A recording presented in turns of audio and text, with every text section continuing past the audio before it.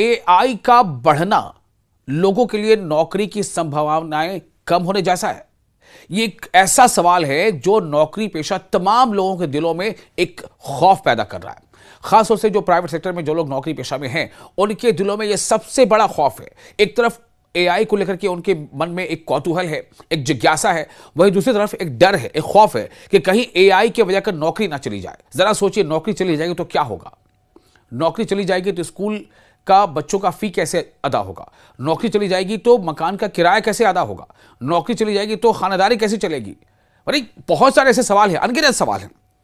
आज इस बहुत ही अहम सवाल का जवाब सरकार के पास क्या है, भारत सरकार के पास क्या है, भारत सरकार के का जो विभाग है उसके चीफ के पास क्या है या मंत्री के पास क्या है, ये आपको हम बताएंगे। फिलहाल आपको बता दें कि नई दिल्ली में चले इंडिया एआई इम्पैक्ट समिट 2026 के सीईओ अभिषेक सिंह ने न्यूज 18 इंडिया से एक्सक्लूसिव बातचीत में कहा है कि भारत में एआई का असली महत्व इस सम्मेलन से दुनिया के सामने आएगा। उन्होंने कहा कि यह सम्मेलन पहले के एआई कॉन्फ्रेंसेस से अलग है, जहां सिर्फ बातें होती थी, लेकिन यहां बातों से आगे भी चीजें हो रही हैं। उन्होंने बताया कि एआई के वास्तविक कामों को प्रदर्शित किया जा रहा है ताकि उद्योग, स्वास्थ्य, शिक्षा और सेवाओं में इसका फायदा कैसे पहुंचे, इस पर फोकस हो। इस सम्मेलन के बारे में अभिषेक सिंह ने कहा है कि रोबोटिक्स और जनरेटिव एआई के कई मिसालें हैं जो यहां पर लोग देख पा रहे हैं। और दिल्ली में चूंकि दुनिया के कई देशों से राष्ट्राध्यक्ष भी वहां से यहां आए हुए हैं और कई इस एआई इंडस्ट्री से जुड़े बड़े बड़े नामचीन चेहरे भी आए हुए हैं और वो भारत की महत्ता का गुणगान कर रहे हैं।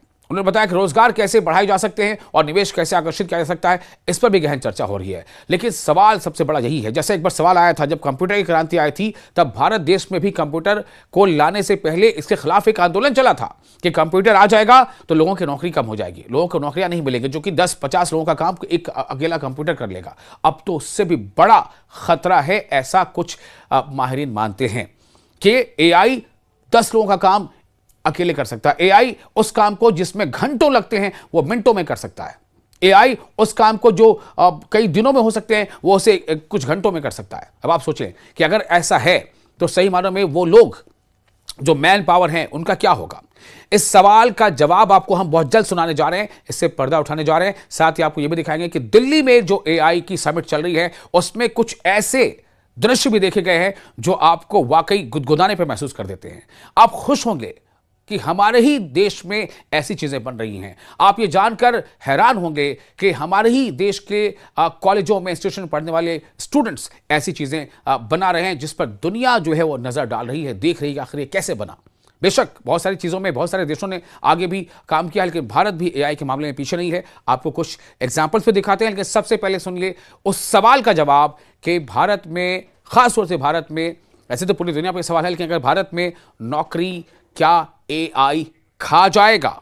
इस सवाल का जवाब भी सुनिए और फिर देखिए एआई के कुछ करिश्मे। एआई को लेकर सवाल भी खड़ा होता है कि ये फ्यूचर में नौकरियां खा सकता है, ले सकता है। आप किस तरीके से इंश्योर करना चाहेंगे एआई को लेकर? नई टेक्नोलॉजी जब आती है तो हमें उसका ट्रांजिशन के लिए तैयारी करनी है। इसीलिए पूरी इंडस्ट्री, एकेडेमिया और गवर्नमेंट मिलकर टैलेंट की पाइपलाइन नई क्रिएट करना, रीस्किल कराना, अपस्किल कराना, इंडस्ट्री को उसके लिए प्रिपेयर करना और देश में एजुकेशन सिस्टम को उसके लिए प्रिपेयर करना, ये सब एक साथ मिलकर इसमें काम में लगे।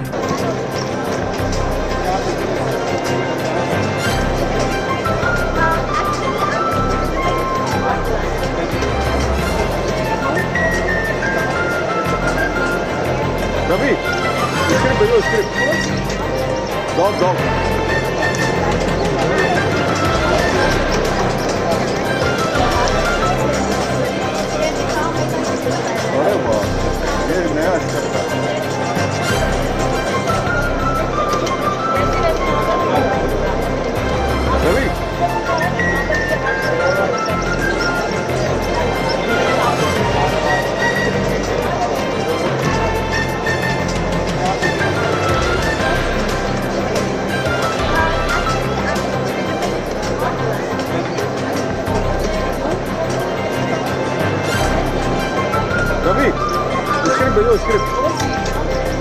दो